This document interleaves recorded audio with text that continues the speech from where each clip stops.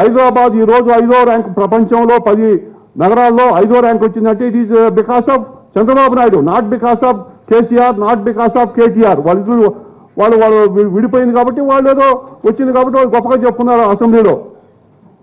చేసిందంతా చంద్రబాబు నాయుడు. ఈ డెవలప్మెంట్ జరిగిందంతా చంద్రబాబు నాయుడు వల్ల.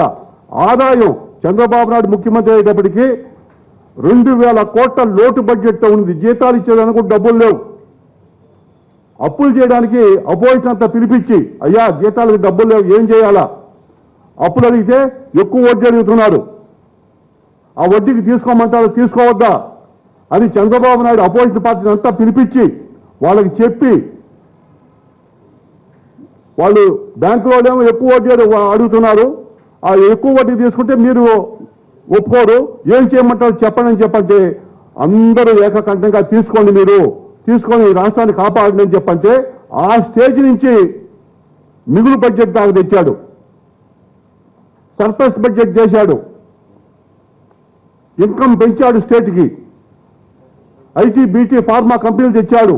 ఇంజనీరింగ్ కాలేజీలు, ఎంబీఏ కాలేజీలు, ఎంసీఏ కాలేజీలు, మెడికల్ కాలేజీలు, డెంటల్ కాలేజీలు, ఫార్మా కాలేజీలు, ఫిజియోథెరపీ కాలేజీలు అన్నీ కూడా ప్రైవేట్ రంగంలో పారదర్శకంగా ఒక అవినీతి ఆరోపణ రాకుండా ఒక పద్ధతి ప్రకారం రెవెన్యూ డివిజన్కి ఒక ఇంజనీరింగ్ కాలేజ్, జిల్లాకు ఒక మెడికల్ కాలేజ్ అని ఒక పద్ధతి ప్రకారం చేశాడు. పార్టీ రహితంగా ఎవరో